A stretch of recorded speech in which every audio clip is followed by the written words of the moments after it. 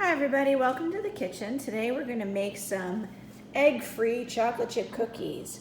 Now, of course, this is for anybody who has an allergy to eggs, but also more importantly, this came about because our refrigerator broke and then the eggs were bad. I had to throw them out.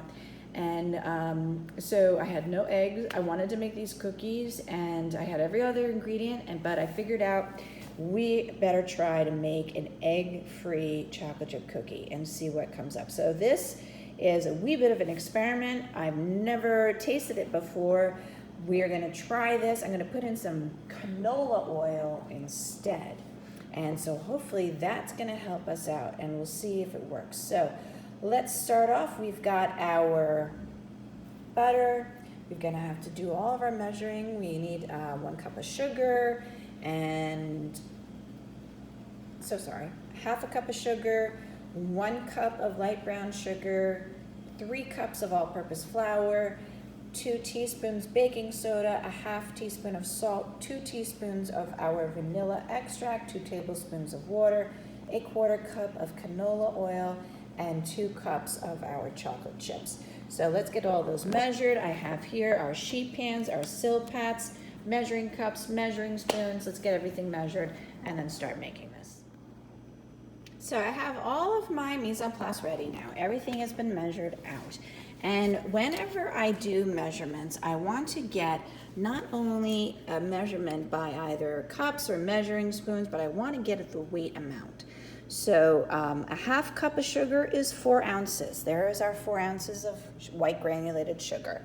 1 cup of brown sugar is 7 ounces. There's our 1 cup of packed brown sugar.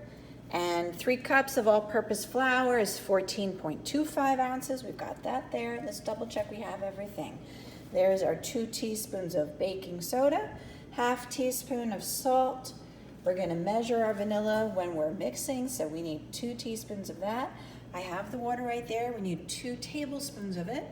Our 1/4 cup of canola oil, and our 2 cups of chocolate chips, which is about 11 ounces, and the bag was 12 ounces, so why not just put the whole bag in? So I've got the whole bag of chocolate chips there. Who wouldn't like more chocolate chips in their recipe? So what we're gonna do first is we have our paddle attachment and our bowl is locked into place. This is our stand mixer, and we're gonna add in our butter, and what we're gonna do is we're gonna cream butter method. So we're gonna cream the butter first. We're gonna paddle it till it's light and fluffy. Now this is at room temperature. It's soft. See, I can just squeeze it. That's soft. It's at room temperature. And we're going to add this in and paddle it a little bit. And then we're going to add our sugars and paddle those in one at a time, scraping down the sides of the bowl with the spatula, which I have right here, after each time, to make sure all the ingredients are incorporated. Now that was nice and smooth and soft, so that's melting in very well. Now I'm going to add the granulated sugar. So I prefer to turn the machine off whenever I add an ingredient, just to be on the safe side. My classmate in cooking school got her finger stuck in the machine, between the paddle and the machine. And yeah, I'm terrified over the sense that someone's going to hurt themselves. So I always turn the machine off and add. All right, so I've scraped down the sides. I've added the sugar. I scraped down the sides again and paddled the sugar into butter. And now I'm adding in the packed 1 cup of light brown sugar. And that's a little too much for the poor machine. I better break that up. So I packed it in too tight. All right, so brown sugar can get hard. Anyhow, I'm gonna break that up. So we're gonna open it up and then the machine, and then that way it'll be able to mix in. So I measured this and then I let it sit out for a little while before I started making the video and mixing all the ingredients together. But that gives you a good idea. Don't leave, silly me, I should know this. I should have saran wrapped it. This became a solid lump. And now I'm gonna break it up. But in future, if you pre-measure your brown sugar, always saran wrap it so it doesn't get hard. Our butter and brown sugar, white sugar is mixing in here beautifully. So it looks nice, light and fluffy. And now, we're gonna scrape down the sides of the bowl. And then we're gonna add in our dry ingredients. So before, I'm gonna unlock it, open this up again, scrape everything down off the paddle. And along the sides, we wanna get it all sweet. What we're gonna do is we're gonna add in our dry ingredients. So I have to mix those together, which is right here. This is our salt. We're gonna add it into our flour and our baking soda. And always clean as you go. Let's get these bowls into the sink. This, I'm gonna stir this quickly together. And then we wanna add it into our machine. So, just pour that in.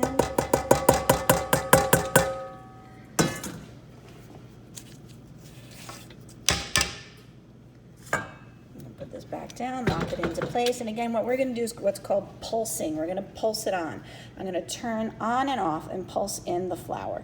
On, off, on, off. You don't wanna overwork the flour because then your cookies will be tough. Now before I go any further, I'm gonna add in the oil, vanilla, and water. So what I'll do is I'll measure all of that into the measuring cup and then add it all in.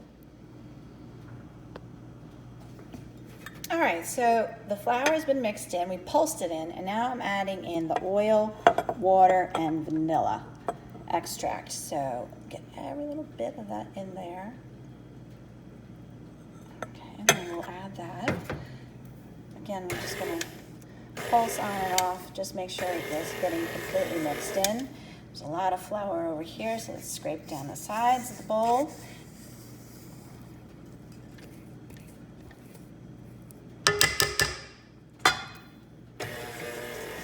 All right, and now before it's even completely mixed together, that is when we're gonna add in our chocolate chips.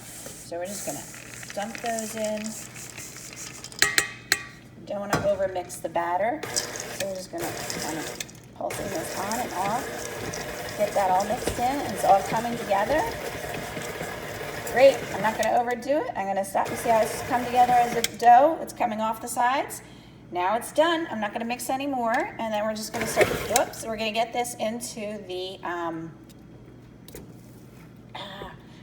ice cream scoop and onto the half sheet pans and get them baking. All right, so I have them on the half sheet pan and you see I staggered them. I put 3 here, 2 there, and they're all relatively the same size. We want them all the same size so that they'll bake evenly. You don't want one that's so much bigger than the others that it takes too long to bake and then smaller ones are getting burnt while the bigger one isn't even baked. So that's why I always use an ice cream scoop, this little mini ice cream scoop, to scoop all my cookie dough. All right, so that way they bake evenly. And we've staggered them so there's space between all of the cookies for them to spread and also for the hot air to circulate around it. Now we're gonna put this in at a 350-degree oven and I'm gonna bake these and I'll tell you how long it takes after I'm done. Okay, it's good I'm checking halfway because look, they're not spreading at all. So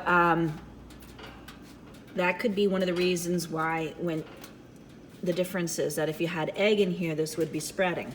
So I'm just gonna push down a couple of these, I'll leave the rest, and we'll see what it looks like. But also I wanted to rotate the sheet pan so that the cookies that are in the back are now in the front. So hopefully that they'll bake evenly. So that was 5 minutes, and I'll set the timer now for 4 minutes, and we'll see how long it takes. All right, they've been in there for 10 minutes now. And let's check the bottoms and see how they look. So the ones that I didn't really flatten down, they did kind of go down anyhow. They didn't stay in that big shape. This dough is very fragile, they're falling apart, but I can tell now that it's golden brown, so we gotta let it cool. Okay, so here's our finished product. And the cookies are firm now that they've cooled, but they are a bit crumbly. So what do the eggs do in a recipe? The eggs act like glue. They glue it together. They also provide structure and moisture. So it's a dry cookie. It tastes fine.